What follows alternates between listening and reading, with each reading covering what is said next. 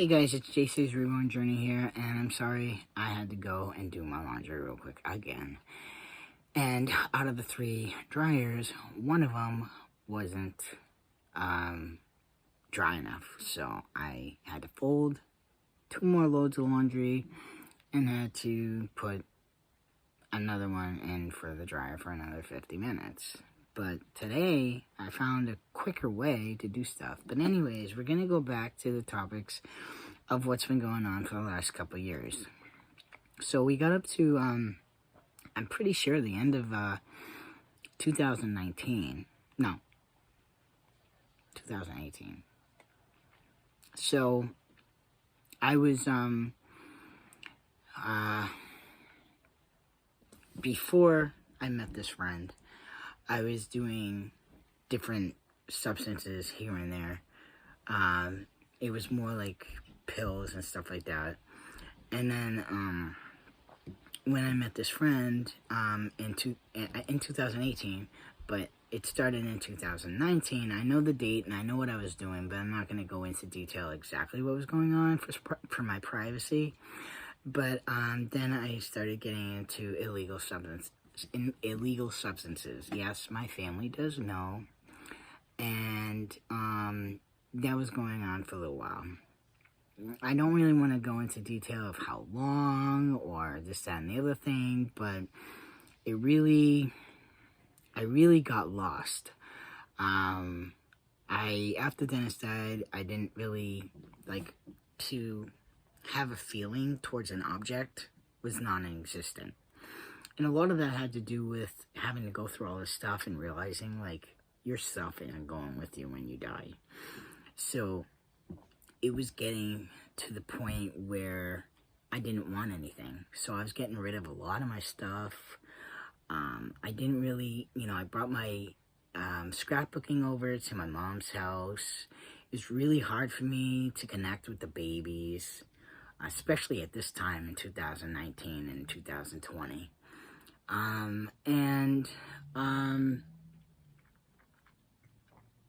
It was, I was going in and out of hospitals. I was manic. And the other thing, the sad thing too, is that was going on was, so before Dennis died, I went off my meds in May of 2016. And the reason was because we wanted to try and have kids.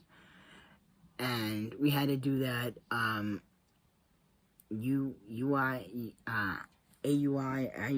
something like that. Artificially inseminated or whatever, but not through a company where you do it yourself and stuff. You just need to have a donor.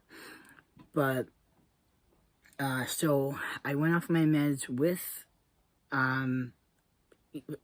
doctor's help, and went off everything, got on a very strict diet, and wanted to be, make sure that I was mentally prepared, not being on meds, for at least 6 months before deciding to go ahead and do this. And the reason why I went off my medication was because my medication causes birth defects. So it's really important to try and do this without medication. And then I didn't mind going on the medication when I was done. But Dennis got sick, and actually, let's go back.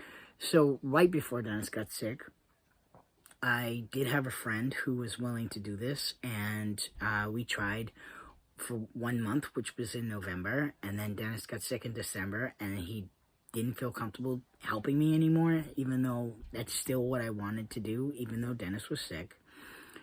But it would have been a waste of time anyways, because when I had a full hysterectomy, I found out that I had cysts all over my ovaries, so I wouldn't have been able to have children, which was sad. I was sad. Like, I really wanted kids. And I've had that thrown in my face, too, which has been upsetting.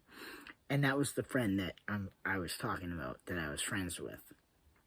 And I still do want kids, so hopefully I can find the right girl in my life, for my life, how's that, for my life, that's willing to have a family to start a family with me. And hopefully I can do this in the next 10 years before I get too old. Because I figure by the time I'm 50, I'm probably not going to have to I'm not going to I just want to be able to, like, have a wife, have kids, be able to be independent to the point where I can care for my for my family. I mean, I ideally wouldn't mind the wife going to work and me taking care of the kids. I mean, that's just what I want to do. I want to be a caretaker. But so that's why that happened. And I went off my meds. So then when we came back up here and Dennis was sick, I didn't go back on my meds. And then when Dennis, the same month that Dennis died, in July of 2017, the psychiatrist that I was seeing for over 20 years made the decision on his behalf that he did not want to do this type of work anymore. He was going into a same type of work, just different, maybe a different position or a different or higher position or whatever, but he wasn't going to do one-to-one counseling and prescribe medication anymore, or at least for this particular, for his personal clients. I think maybe he would be doing, something on the lines of foster care that he was going to be working with and stuff. Anyway, so now I didn't have a doctor to prescribe me my medication. And I didn't ask my primary care doctor to put me back on my meds, but I don't know if he would actually feel comfortable doing so. So when I was in the hospital the first time in October in 2017, I tried to go back on the Tegretol, because that's what I was on. I was trying to go back on the Tegretol, and they put me on it too fast. I got too sick, and I had to get off it. So, months and months went on, and I ended up finding a counselor. Well, I found a psychiatrist, talked to this person for one session, and wanted nothing to do with this person. Like, you don't sit there and be like, yeah, yeah. No, I talk to you, you talk to me. I talk to you, you talk to me. Not this bullshit. So that wasn't going to work. So then I got in touch with a different counselor and tried him, I think maybe for 6 to 8 months. But see, doctors like to go on medication. Like, I'm a person that knows myself. I've been on Tegretol since I was like 17. Yes, since I was 17. I found the right medication for me. So I knew it worked. Now I'm going to a new doctor, and the new doctor is not prescribing me what I want. For some reason, this doctor in his mind says, no, I don't prescribe Tegretol, you can't have it, this, that, and the other thing, I want you to try jayden, this, that, and the other thing. So he was putting me on medication that was making me just as crazy and sick, and not making me better. So I think it was 2019 that I found this doctor, and 2019 that I fired this doctor. I basically said to him, I said, listen, I've been playing your game for 6 months. I can't waste another 6 months playing your game again while you're dealing with my mental health. I said, I need what I need, and I need it now. And if you can't prescribe me what I need, then I need to move on. And I am so sorry, because we did connect, but for some reason we're not connecting in a prescription end of it. And I was sad because I did like him. I didn't mind talking to him. I didn't mind, but at the same token, if you're not going to do what I know, you should know that the patient, sometimes knows better because they've been on it. So I went off my meds. I need to go back on my meds. I was on it, And the other thing, too, for me, since transitioning, a lot of medications work differently for me. I'm a lot, either they're making medications not as effective, or the effectiveness for me is not working the same as it did once before. And I do have to take in consideration that some of these medications I might have taken when I was a teenager, which your body does change over time. But a medication that used to make you maybe sleepy or sleep for 24 hours, and now you got to take 4 times that amount and it still doesn't make you sleep. Something is wrong with that picture. So medications were working differently for me. So nothing was really working. Nothing to help with sleep. Nothing. Absolutely nothing. And keep in mind, substance abuse was part of this, ongoing problem during this time. And one of the reasons why bipolar people do substance abuse is because they're not on the right medications and they're trying to feel better. So, I'm not a drinker, and I started drinking and doing, other different things, and nothing was working. And in 2020, I was really, it was financially burdening me. I was starting to burden my family, friends, and I had to take,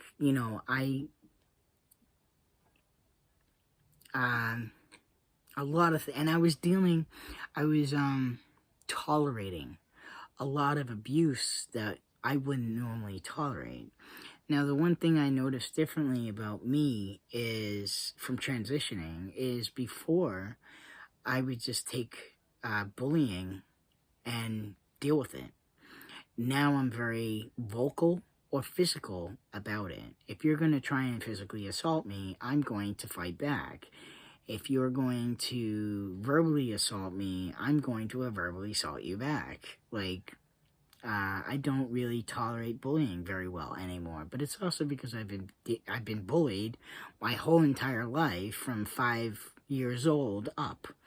So since I went to school, I've been bullied. I got bullied at home as a kid, and I had 2 different homes. I was bullied as a teenager. Bullied as an adult, and the bullying just never stopped. So, and some of the reasons why I was bullied in certain cases was because of my transgender.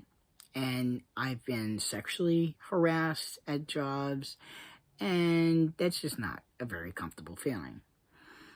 So, that's one thing that I don't tolerate. So what was going on was, in the last couple of years, is that my friend's boyfriend is abusive physically, would physically assault her and then come and attack me without being provoked. So that was one of the things I had enough of, is being physically assaulted and nothing happening about it. I was trying to be a good friend, but that wasn't working out. And the substance abuse, I wanted it to end, and I did want to stay friends, but at the same token, sometimes you can't stay friends with somebody who doesn't want to change. And I knew that it would be in my best interest not to be around people that did that if I wanted to get better. So, to fast forward from last year to this year, I made a change. And in the next video, I will tell you how I made that change. I think I'm just looking at the time, and I don't want to make these too long. So if you're still interested to know how I now got better, I will tell you in the next video. So if you like this video, don't forget to like down below. Feel free to leave me any comments. Thank you so much for watching, and please subscribe and check me out in the next video.